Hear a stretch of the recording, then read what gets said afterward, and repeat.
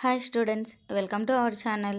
మనం ఈ వీడియోలో 10వ తరగతిలోని ఉపవాచకంలోని రామాయణం అందులోని యుద్ధకాండ గురించి తెలుసుకుంటున్నాము. మనం గత వీడియోలో సుందరకాండ వరకు తెలుసుకున్నాము. ఈ వీడియోలో యుద్ధకాండ గురించి తెలుసుకుందాము. రాముని ఆదేశం ప్రకారం హనుమంతుడు సీతా అన్వేషణ వృత్తాంతాన్ని రామునికి తెలియచేశాడు.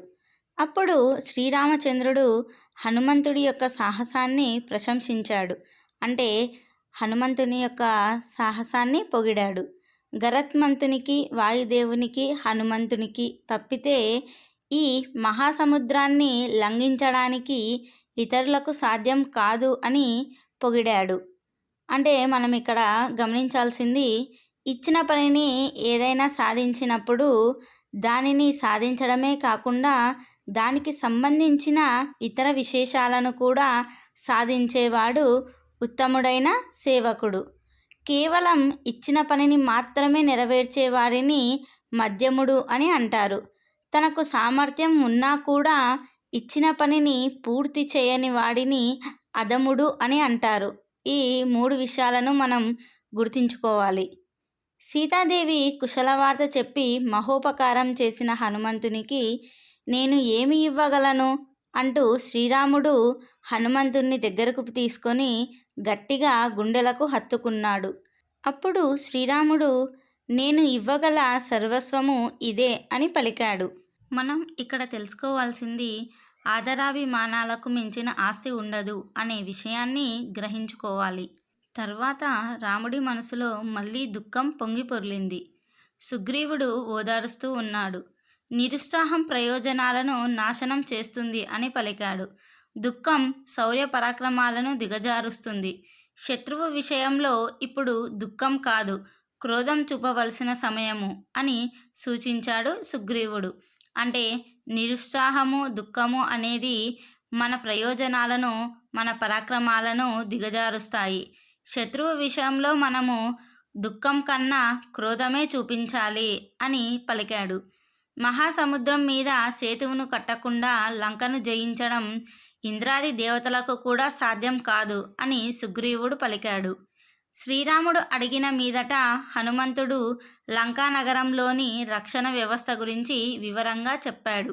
అంటే లంకలోని ఆ రక్షక భటులు, సైనికులు, అక్కడ పాటించే వ్యవస్థ అన్నిటిని గురించి వివరంగా రామునికి హనుమంతుడు చెప్పాడు. అంతలోనే మధ్యాహ్న సమయం అయ్యింది. ఈ విజయ ముహూర్తమే లంకా ప్రయాణానికి సరి అయిన సమయము అని శ్రీరాముడు సుగ్రీవునితో పలికాడు. అప్పుడు శ్రీరాముడు వానరులతో నీలుడు సైన్యానికి మార్గం చూపుతూ ముందు నడవాలి. లక్షలాది వానరులు అతన్ని అనుసరించాలి.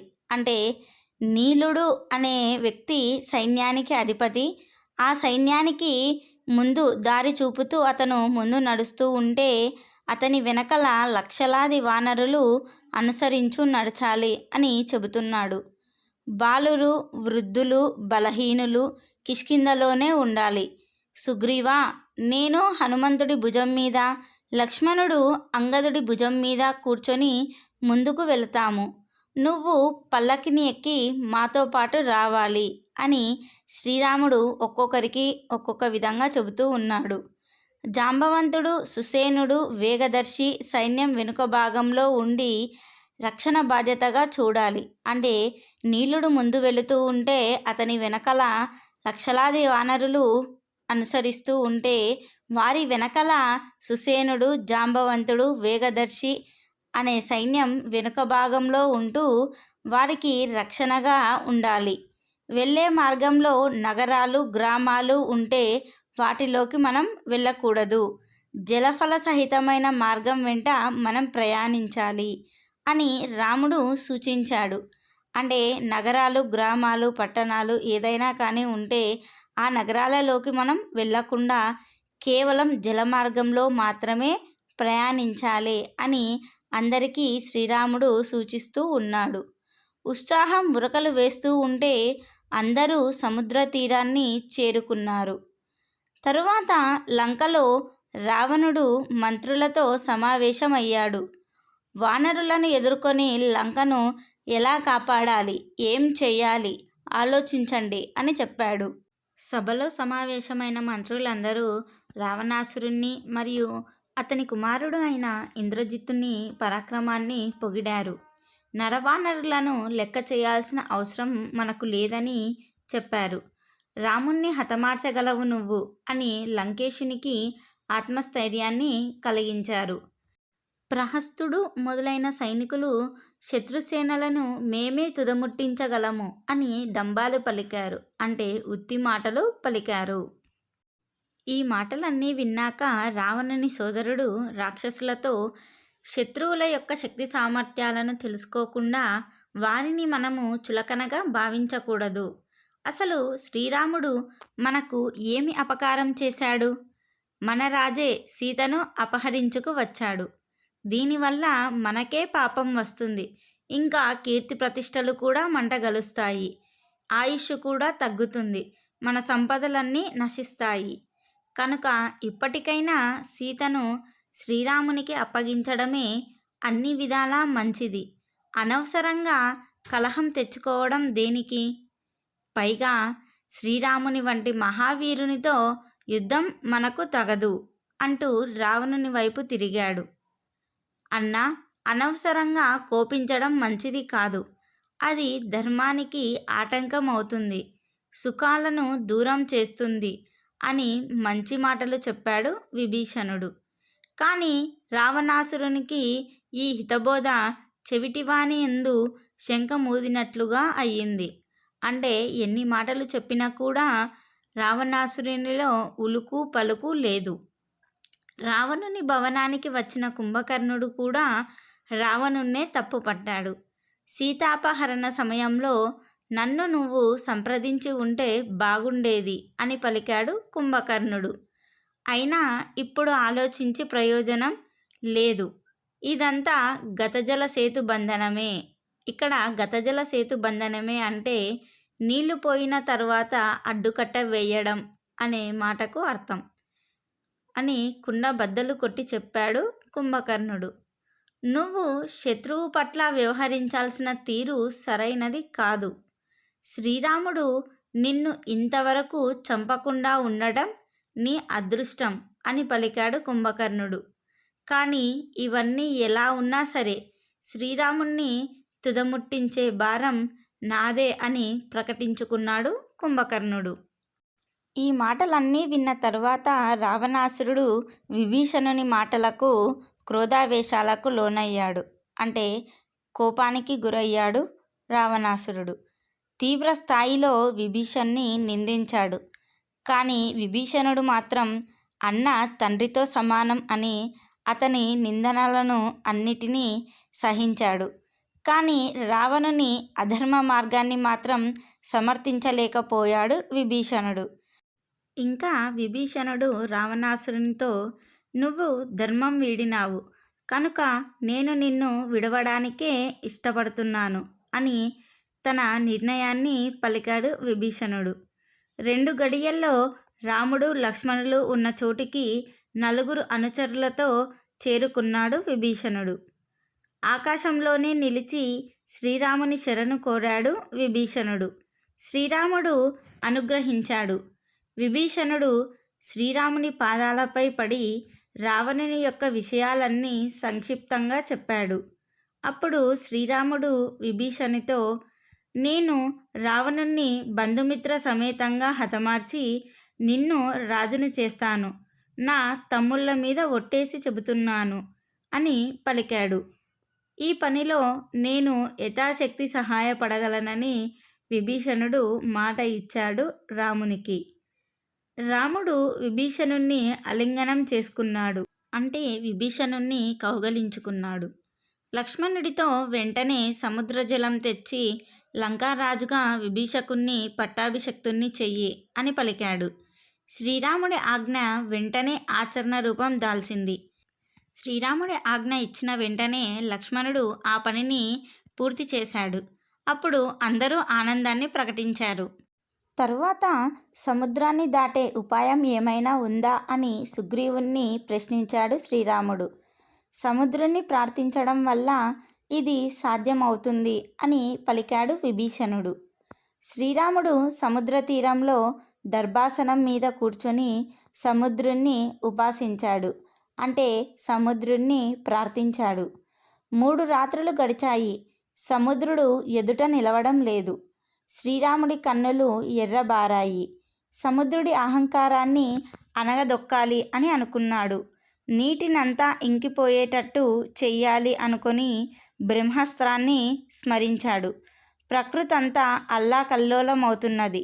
సముద్రుడు భయపడి పారిపోతున్నాడు. పరిగెత్తే వానిపై బాణం ప్రయోగించకూడదు అని ఆగాడు శ్రీరాముడు. అప్పుడు సముద్రుడు దారికి వచ్చాడు. లంకకు వెళ్ళడానికి దారిని ఇస్తాను అని రామునితో పలికాడు. ఎక్కుపెట్టిన బాణం వృధా కారాదు. మరి ఈ బాణాన్ని ఎక్కడ ప్రయోగించాలో నువ్వే చెప్పు అని అడిగాడు శ్రీరాముడు. పాపాత్ములు, దోపిడీదారులు ఎక్కువగా ఉండే ద్రుమకుల్యం పైన ఈ బాణాన్ని ప్రయోగించండి అని సముద్రుడు రామునికి చెప్పాడు. అప్పుడు రాముడు వెంటనే బాణాన్ని ఆ ప్రదేశం వైపుకు వేశాడు. విశ్వకర్మ కుమారుడైన నలుడు శిల్పకళా నిపుణుడు, ఉత్సాహం, శక్తి ఉన్నవాడు. ఈ సేతువును అంటే వంతెనను నిర్మించడానికి అతడే యోగ్యుడు అని సముద్రుడు రామునికి తెలిపాడు. ఆ సేతువును తాను భరిస్తానని మాట ఇచ్చాడు. అంటే ఆ వంతెనను నేను నా మీద భరిస్తాను అని మాట ఇచ్చాడు. సేతువు నిర్మాణానికి వానర నాయకులకు ఆజ్ఞ ఇచ్చాడు శ్రీరాముడు. అందరూ మహారణ్యం దారి పట్టారు. పెద్ద పెద్ద చెట్లను, బండరాళ్లను మోసుకు వస్తున్నారు. సముద్రంలో పడేస్తున్నారు.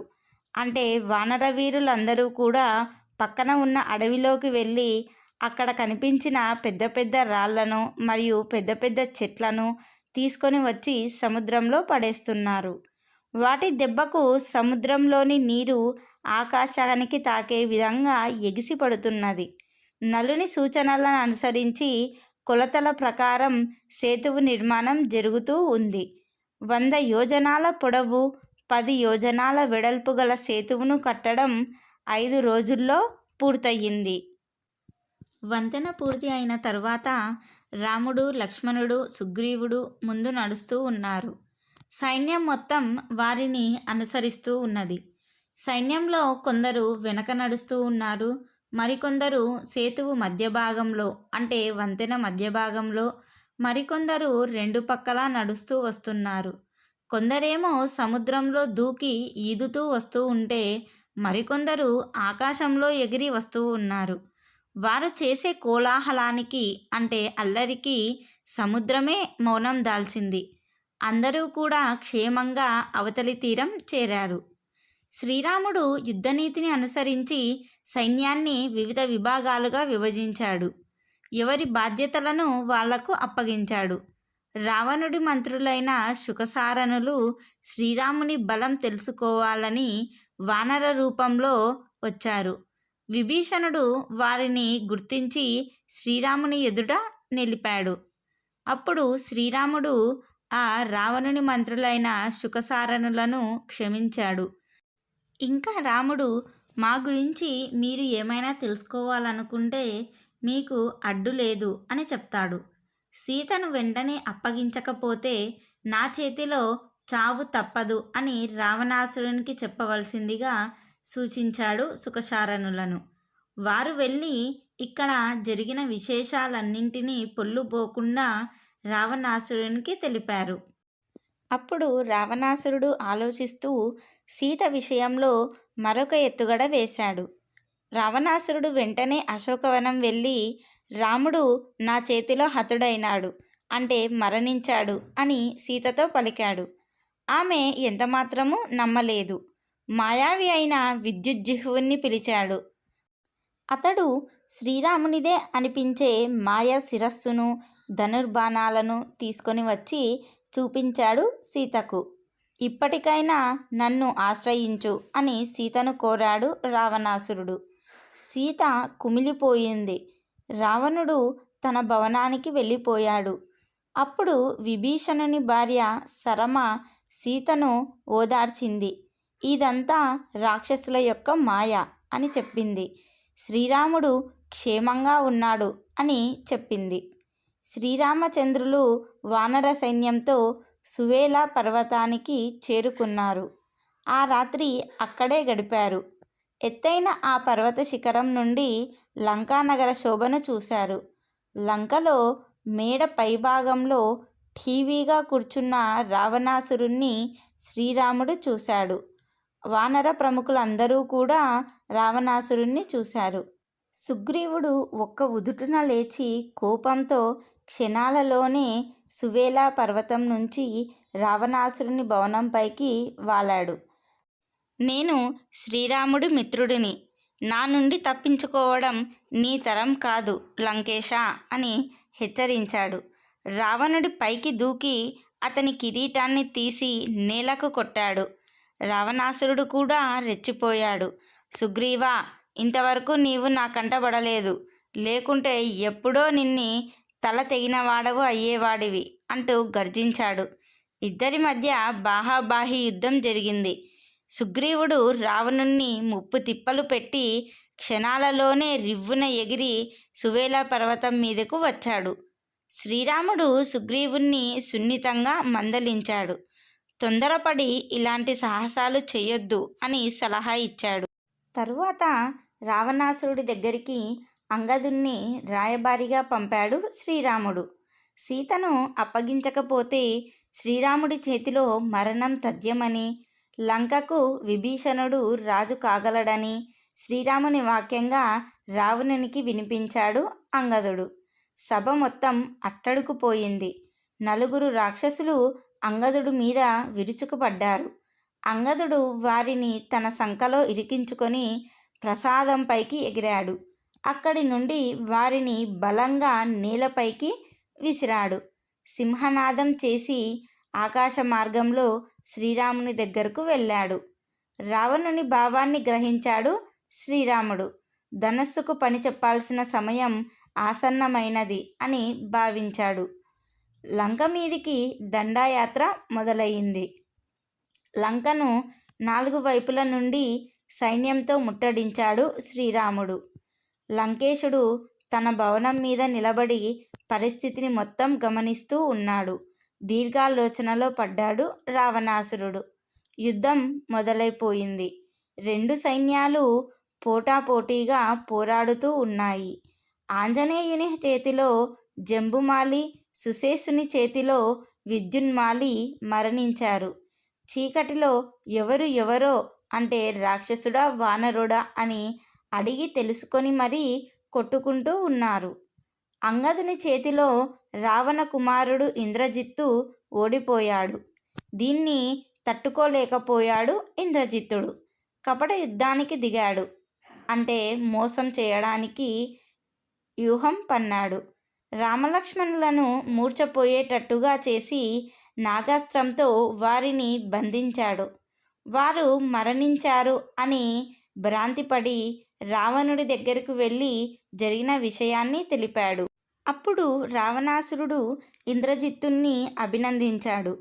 రావణాసురుడి ఆదేశం మేరకు త్రిజట మొదలైన రాక్షస స్త్రీలు సీతాదేవిని పుష్పక విమానంపై యుద్ధభూమికి తీసుకువెళ్లారు. నేల మీద పడి ఉన్న రాముణ్ణి లక్ష్మణుణ్ణి సీత చూసింది. మరణించారు అని భావించి కన్నీరు కార్చింది. పక్కనే ఉన్న త్రిజట ఓదార్పు చేసింది, ధైర్యాన్ని ఇచ్చింది. రామలక్ష్మణులు బతికే ఉన్నారు అని ఆధారాలను చూపించింది త్రిజట. రాముడు లక్ష్మణుడు మరణిస్తే వానర సైన్యం ఇంత ప్రశాంతంగా ఉంటుందా అని, ఇంకొకటి భర్త మరణించిన స్త్రీని పుష్పక విమానం తీసుకొని రాదు అని చెప్పడంతో సీత మనసు కుదుట పడింది. గరుత్మంతుని రాకతో రామలక్ష్మణులు నాగాస్త్ర ప్రభావం నుంచి విముక్తులైనారు. వానరులు జయజయధ్వానాలు చేశారు. అవి రావణుని గుండెల్లో అపశబ్దాన్ని జోడించుకొని ప్రతిధ్వనిస్తూ ఉన్నాయి. హనుమంతుని చేతిలో ధూమ్రాక్షుడు, అకంపనుడు, అంగదుడి బారిన వజ్రద్రంష్ట్రుడు, నీలుడికి చిక్కి ప్రహస్తుడు యమపురి బాట పట్టారు. అంటే వారందరూ కూడా అంగదుడి చేతిలో, హనుమంతుని చేతిలో, నీలుడి చేతిలో మరణించారు. రావణుని బాణశక్తికి సుగ్రీవుడు మూర్ఛపోయాడు. అప్పుడు శ్రీరాముడు విల్లును అందుకున్నాడు. అన్నను వారించి లక్ష్మణుడు రావణుణ్ణి ఎదిరించడానికి పూనుకున్నాడు. అంటే నువ్వు వద్దన్నా నేనే రావణుణ్ణి ఎదిరిస్తాను అని వెళ్ళాడు. అప్పుడు రావణాసురుడు వానరసేన మీద శరవర్షధార కురిపిస్తూ ఉన్నాడు. ఆంజనేయుడు రావణుడి దాటికి అడ్డుకట్ట వేశాడు. అరచేతితో హనుమంతుణ్ణి బలంగా చరిచాడు. మారుతి చలించిపోయాడు. అయినా కూడా వెంటనే క్షణంలోనే తేరుకున్నాడు. మరి హనుమంతుడు కూడా అరచేతితో రావణుణ్ణి ఒక్క దెబ్బ కొట్టాడు. దశగ్రీవుడు అంటే లంకేశుడు రావణాసురుడు కంపించిపోయాడు. తేరుకొని, వానరా, బల, నాకు శత్రువువే అయినా నీ శక్తిని మెచ్చుకుంటున్నాను అని యుద్ధస్ఫూర్తిని చాటాడు రావణాసురుడు. రావణుడు ప్రయోగించిన శక్తి అనే ఆయుధం లక్ష్మణుని ఎదలో నాటుకుపోయింది. స్పృహ తప్పాడు లక్ష్మణుడు. అతన్ని ఎత్తుకొని వెళ్ళాలని శతవిధాలా ప్రయత్నించి విఫలుడైనాడు రావణాసురుడు. అంతలోనే ఆంజనేయుడు రావణాసురుడి మీద దాడి చేశాడు. వెంటనే వక్షస్థలం మీద ముష్టిఘాతంతో రావణుణ్ణి కూలబడేటట్లు చేశాడు హనుమంతుడు. లక్ష్మణుణ్ణి శ్రీరాముని వద్దకు చేర్చాడు. హనుమంతుని కోరిక మేరకు అతని భుజాలపై కూర్చొని రావణునితో పోరు చేశాడు శ్రీరాముడు. అంటే లక్ష్మణుణ్ణి శ్రీరాముని దగ్గరకు తీసుకొని వెళ్ళిన తరువాత హనుమంతుడు రాముణ్ణి, నా భుజాల మీద మీరు కూర్చొని రావణాసురునితో యుద్ధం చెయ్యండి అని పలికాడు. శ్రీరాముని పరాక్రమం ముందు రావణుని ధనస్సు, కిరీటం దాసోహమయ్యాయి, అంటే కింద పడిపోయాయి. శ్రీరాముడు దయతలిచాడు. రావణునితో, నీవు యుద్ధంలో అలసిపోయావు, సేద తీర్చుకొని రాపో, అప్పుడు నా బలమేమిటో నీకు తెలుస్తుంది అని శుతిమెత్తగా చెప్పాడు. అంతఃపురానికి తిరిగి వెళ్ళి అవమాన భారంతో రావణుడు ఒకచోట కూర్చోవడం లేదు. వెంటనే రావణాసురుడు కుంభకర్ణుణ్ణి నిద్రలేపమన్నాడు. అతి కష్టం మీద ఆ పని సాధ్యమయ్యింది రాక్షసులకు. కుంభకర్ణునికి 6 నెలలు నిద్ర, ఒకరోజు భోజనం. అందుకే కుంభకర్ణ నిద్ర అనేది ఒక జాతీయంగా భాషలోకి వచ్చింది. కుంభకర్ణుడు రావణుని దగ్గరకు వచ్చాడు. జరిగిందంతా చెప్పాడు రావణాసురుడు. తెలివిగల వారు జరిగిన దానిని గురించి ఆలోచించరు అని పలికాడు కుంభకర్ణుడు. తనకు సహాయపడమని కుంభకర్ణుణ్ణి కోరాడు రావణాసురుడు. ఆపదల పాలైనప్పుడు ఆదుకునేవాడే నిజమైన మిత్రుడు అని కుంభకర్ణుడు రావణాసురునితో చెప్పాడు. ఇంకా మిత్రుడు తప్పుదారి పట్టి కష్టాల్లో పడ్డవారికి చేయూతనిచ్చి ఆదుకునేవాడే ఆప్తుడు అని పలికాడు రావణాసురుడు. కుంభకర్ణుడు యుద్ధ సన్నద్ధుడయ్యాడు, అంటే యుద్ధానికి రెడీ అయ్యాడు. కుంభకర్ణుడు యుద్ధంలో వానరులను చావు దెబ్బ తీస్తున్నాడు. వానరులు తట్టుకోలేక తలో దారి పారిపోతూ ఉన్నారు. శ్రీరాముణ్ణి ఆశ్రయించారు. ఐంద్రాస్త్రంతో కుంభకర్ణుని శిరస్సును ఖండించి శాశ్వత నిద్రలోకి పంపాడు శ్రీరాముడు. శ్రీరాముని బాణదాటికి కుంభకర్ణుని తల లంకలో పడిపోయింది. ఆ తల తగలడం వల్ల రాజవీధులలోని ఇంటి కప్పులు, ఎత్తైన ప్రాకారాలు కూలిపోయాయి. కుంభకర్ణుడి మరణవార్త రావణుణ్ణి కృంగతీసింది. రావణ కుమారుడైన అతికాయుడు లక్ష్మణుని బ్రహ్మాస్త్రానికి బలైనాడు. తమ్ముణ్ణి, కొడుకును పోగొట్టుకొని తల్లడిల్లిపోతున్నాడు రావణాసురుడు. అతనిని ఇంద్రజిత్తు ఓదారుస్తూ ఉన్నాడు. ఇంద్రజిత్తు ఆ భారం మొత్తాన్ని తన మీద వేసుకొని యుద్ధరంగానికి వచ్చాడు. రామలక్ష్మణుల మీదికి బ్రహ్మాస్త్రాన్ని ప్రయోగించాడు. రాముని సూచన మేరకు రామునితో పాటు లక్ష్మణుడు కూడా స్పృహ కోల్పోయినట్లు పడి ఉన్నారు. వాళ్ళు మరణించారు అనుకొని ఇంద్రజిత్తు ఆ వార్తను తండ్రికి తెలిపాడు. వానర సైన్య శిబిరంలో అలజడి మొదలయ్యింది. వానరులందరికీ విభీషణుడు ధైర్యం చెప్తున్నాడు. రామలక్ష్మణులకు ఏమీ కాలేదన్నాడు. బ్రహ్మ మీద గౌరవంతో ఆ అస్త్రబాధను అనుభవించారని తెలిపాడు. బ్రహ్మాస్త్ర ప్రభావంతో 67 కోట్ల మంది హతులయ్యారు. చాలామంది దెబ్బతిన్నారు. హనుమంతుడు, విభీషణుడు జాంబవంతుడి కోసం వెతుకుతున్నారు. జాంబవంతుడు కనిపించాడు. సరిగ్గా చూడలేకపోతున్నానన్నాడు. ధ్వనిని బట్టి విభీషణుణ్ణి గుర్తించాను అని పలికాడు. ఆంతర్యం అంతుచిక్కలేదు విభీషణునికి. హనుమంతుడు జీవిస్తే వానర సైన్యం చచ్చినా బతికినట్లే, లేదా హనుమ మరణిస్తే అందరం బతికి ఉన్నా చచ్చిన వాళ్లతో సమానమే అని పలికాడు జాంబవంతుడు. జాంబవంతుని ఆదేశంపై హిమాలయాలకు వెళ్ళి అక్కడ ఉన్న సర్వౌషధి మహాపర్వతాన్ని పెళ్లగించి తీసుకొని వచ్చాడు హనుమంతుడు. ఔషధాల వాసనకే రామలక్ష్మణుల గాయాలన్నీ మటుమాయమైపోయాయి. చనిపోయిన వానరులు మళ్ళీ లేచి కూర్చుంటూ ఉన్నారు. సుగ్రీవాజ్ఞతో వానరులు లంకకు నిప్పు పెట్టారు. శత్రుపక్షాన్ని మానసికంగా దెబ్బతీయాలి అని అనుకున్నాడు ఇంద్రజిత్తు. హనుమదాది వానర వీరులు చూస్తుండగా మాయాసీతను సంహరించాడు. అందరూ నిజమే అని అనుకున్నారు. అంటే హనుమంతుడు, అంగదుడు మరియు వానర వీరులు చూస్తుండగానే ఒక మాయాసీతను తీసుకొని వచ్చి ఇంద్రజిత్తుడు ఆ మాయాసీతను సంహరించాడు. అది చూసి వీరందరూ నిజమే అని అనుకున్నారు. ఈ వార్త తెలిసి శ్రీరాముడు శోక సముద్రంలో మునిగిపోయారు. ఇదంతా ఇంద్రజిత్తు మాయ అని విభీషణుడు తెలపడంతో అందరూ ఊపిరి పీల్చుకున్నారు. ఇంద్రజిత్తు శత్రు సంహారానికి అభిచార హోమాన్ని తలపెట్టాడు. దానిని భంగం చేయడానికి రాముని ఆజ్ఞతో లక్ష్మణుడు అక్కడికి వెళ్ళాడు. ఇంద్రజిత్తు లక్ష్మణుల మధ్య ఘోర యుద్ధం జరిగింది. చివరికి లక్ష్మణుడు ఐందాస్త్రమును ప్రయోగించి ఇంద్రజిత్తు తలను నేలరాల్చాడు. శ్రీరాముడు లక్ష్మణుణ్ణి మెచ్చుకున్నాడు. తరువాత రావణాసురుడు యుద్ధభూమిలో ప్రళయకాల రుద్రుడిలా విజృంభిస్తూ ఉన్నాడు. ఆ రావణాసురుని దాటికి వానర వీరులు తట్టుకోలేక యుద్ధరంగం నుండి పారిపోతున్నారు.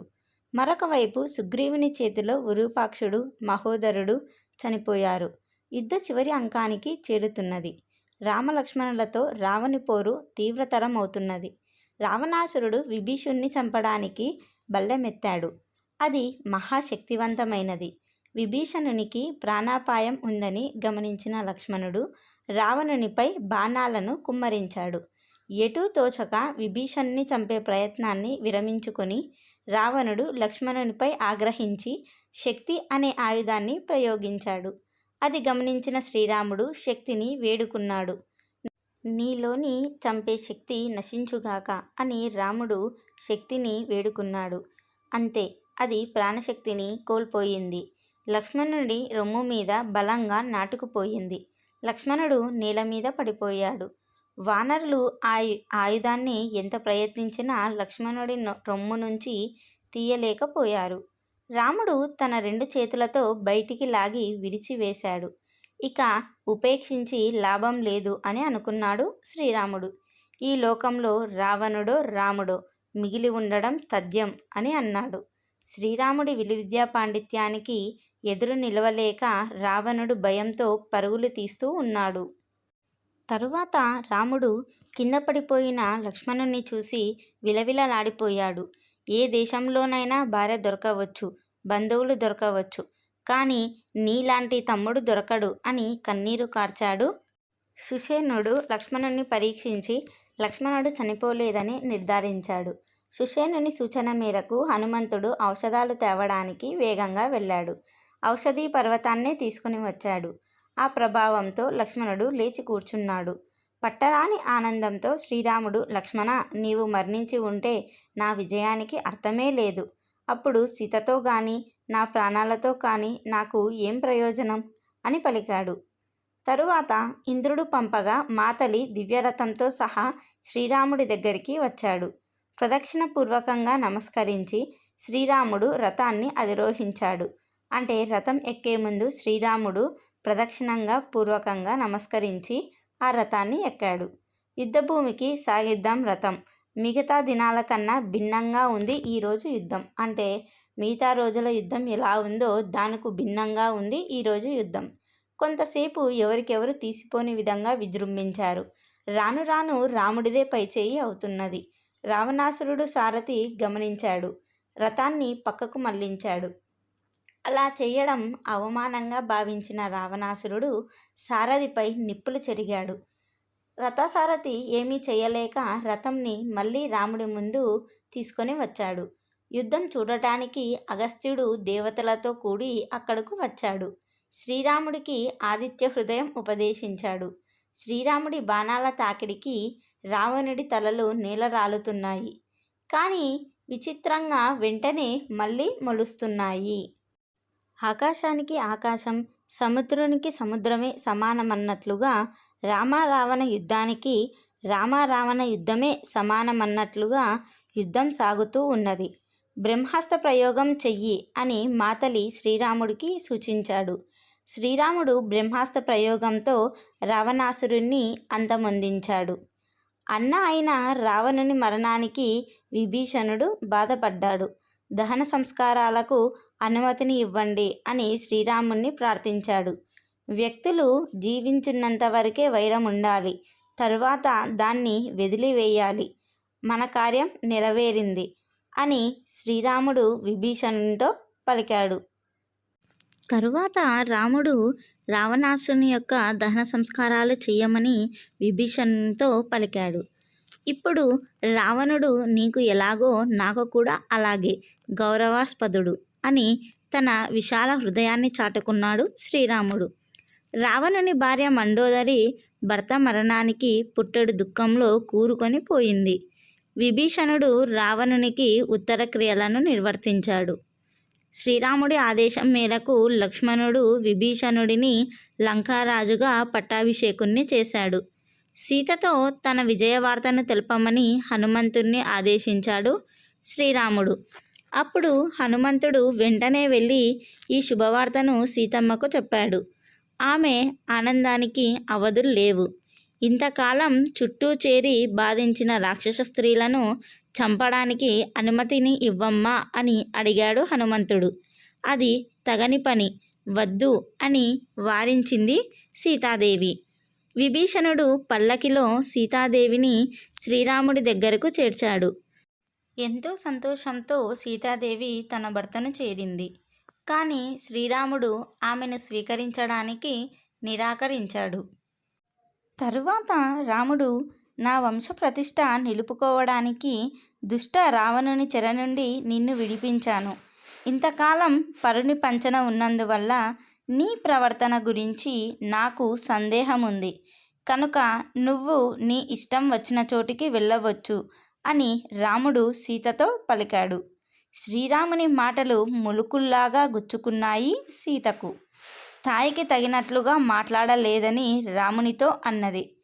శ్రీరామునకు విశ్వాసం కలిగించడానికి నేను అగ్నిప్రవేశం చేస్తాను, నాకు ఇదొకటే శరణ్యము అని భావించింది సీత. శ్రీరాముని మనసెరిగి లక్ష్మణుడు చితిని సిద్ధపరిచాడు. సీత అగ్నిలోకి ప్రవేశించింది. అక్కడి వారంతా ఆందోళన చెందారు ఏమైతుందా అని. అగ్నిదేవుడు స్వయంగా సీతాదేవిని తీసుకొని వచ్చి ఆమె గొప్పదనాన్ని వెల్లడించాడు. ఆమెను స్వీకరించాల్సిందిగా శ్రీరాముణ్ణి కోరాడు. అప్పుడు రాముడు సీత గురించి నాకంతా తెలుసు అని అన్నాడు. ఆమె శీలం యొక్క గొప్పదనాన్ని ముల్లోకాలకు చాటడానికే ఈ అగ్నిప్రవేశం. ఆమె అగ్నిప్రవేశం చేస్తున్నా నేను అందుకని ఊర్కనై ఉన్నాను అని శ్రీరాముడు చెప్పాడు. తరువాత శ్రీరాముడు సీతను దగ్గరకు తీసుకున్నాడు. అక్కడ జరిగిన సన్నివేశాన్ని చూసి పరమశివుడు శ్రీరాముణ్ణి ప్రశంసించాడు. దుష్ట సంహారం చేసిన శ్రీరాముణ్ణి ప్రజానురంజకంగా పరిపాలన చేయమన్నాడు. శ్రీరాముడి కోరిక మేరకు ఇంద్రుడు మృతులై పడి ఉన్న వానరులను మళ్ళీ బ్రతికించాడు. విభీషణుడు లంకలో కొంతకాలం ఉండాలి అని శ్రీరాముణ్ణి అభ్యర్థించాడు. కానీ శ్రీరాముడు శుతిమెత్తగా తిరస్కరించాడు. భరతుని కొరకు నేను త్వరగా ప్రయాణం కావాల్సింది. వానరులను వాళ్ళ స్వస్థనాలకు వెళ్ళమని చెప్పి విభీషణుని దగ్గర వీడ్కోలు అందుకున్నాడు శ్రీరాముడు. పుష్పక విమానంలో అయోధ్యకు బయలుదేరారు రాముడు, సీత, లక్ష్మణుడు. దారిలో ఆయా ప్రదేశాలన్నీ సీతకు చూపుతున్నాడు శ్రీరాముడు. తరువాత భరద్వాజాశ్రమాన్ని సందర్శించారు సీతారాముడు లక్ష్మణులు. తరువాత శ్రీరాముని ఆజ్ఞతో హనుమంతుడు శ్రీరాముడు వస్తున్న విషయాన్ని భరతునికి గుహునికి ముందుగా వెళ్ళి తెలియజేశాడు. వాళ్ళందరూ ఎంతగానో ఆనందించారు. పుష్పక విమానంలో నందిగ్రామం చేరుకున్న సీతారామ లక్ష్మణులకు భరతుడు ఇంకా ప్రముఖులు ఘనంగా స్వాగతం పలికారు. సీతారామ లక్ష్మణులు కౌసల్య, సుమిత్ర, కైకేయి మరియు వారి గురువు అయిన వశిష్ఠుల పాదాలకు ప్రణామాలు చేశారు. భరతుడు శ్రీరాముని చరణాలకు పాదుకులను తొడిగాడు. అంటే భరతుడు శ్రీరాముని యొక్క పాదాలకు చెప్పులను తొడిగాడు. భరతుణ్ణి ప్రేమతో అక్కున చేర్చుకున్నాడు శ్రీరాముడు. తరువాత శ్రీరాముని పట్టాభిషేకము అంగరంగ వైభవంగా జరిగింది. యువరాజుగా ఉండాలి అని శ్రీరాముడు లక్ష్మణుణ్ణి కోరాడు. కానీ లక్ష్మణుడు ఎంతమాత్రమూ ఒప్పుకోలేదు. అప్పుడు భరతుణ్ణి యువరాజుగా చేశారు. యజ్ఞయాగాది క్రతువులను నిర్విఘ్నంగా కొనసాగిస్తూ ఉన్నాడు శ్రీరాముడు. అలాగే తన ప్రజలందరినీ కన్నబిడ్డల్లా చూసుకుంటున్నాడు. ఎలాంటి ఈతిబాధలు లేవు. అందరూ ధర్మబద్ధంగా నడుచుకుంటున్నారు.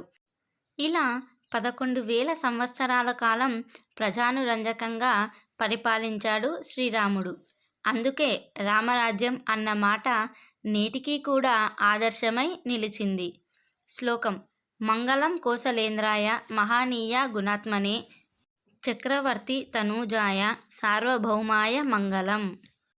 ఈ శ్లోకం అర్థం ఏమనగా, ఓ కోసలా పాలకుడవు, మహిమాన్వితమైన గుణాలకు నిలయమైన వాడా, చక్రవర్తి అంటే దశరథుడు సంతానమా, విశ్వవ్యాప్తంగా ఆధిపత్యం వహించిన వాడా, వేదాలు మరియు వేదాంతాలలో పాండిత్యం కలిగిన వాడా, ముదురు బూడిద రంగు మేఘంతో కూడిన విగ్రహమా, మానవులలో అత్యంత ఆకర్షణీయమైన వాడా, సద్గుణాల ద్వారా కీర్తించబడిన వాడా, శాశ్వత పారిజాతమా, ఓ శ్రీరామ, అన్ని శుభగుణాలకు నిలయమైన వాడా, ఆహ్లాదకరమైన వ్యక్తిత్వమా, సీతా కమల ముఖంపై ఆనందానికి అద్భుతమైన కారణమా, ఆయన శాశ్వతంగా శ్రేయస్సును కురిపించుగాక అని ఈ శ్లోకము అర్థము. ఇంతటితో రామాయణంలోని యుద్ధకాండ ముగిసినది. ఈ వీడియో మీకు నచ్చినట్లయితే లైక్ చేయండి. మరిన్ని వీడియోస్ కోసం మా ఛానల్ను సబ్స్క్రైబ్ చేసుకోండి. Thanks for watching this video.